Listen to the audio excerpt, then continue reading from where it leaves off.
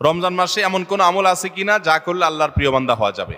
ভাইরা আমার, এই প্রশ্ন উত্তরে আমি বলতে চাই, রমাদান মাসে আল্লাহর নৈকট্য লাভের জন্য যে সুযোগটা তৈরি হয় এটা বছরের অন্য কোনো মাসে হয় না। সেটা কিভাবে?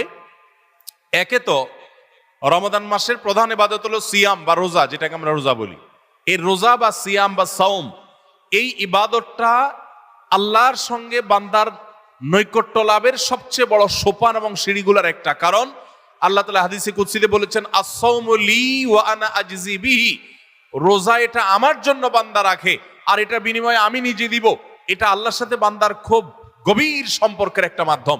এই জন্য রোজা রেখে আপনি কোনো হারাম কাজ যদি না করেন, ঝগড়াঝাটি না করেন, মিথ্যা প্রতারণা না করেন, সকল গুনাহ থেকে বাঁচার চেষ্টা করেন, এটা আল্লাহর নৈকট্য লাভের সবচেয়ে বড় মাধ্যম হবে। দ্বিতীয় উপায় হলো, আমরা রমজান মাসে সাহরি খাওয়ার জন্য ভোর রাতে সবাই উঠি, ঠিক না বে ঠিক? ভোর রাতের এই সময়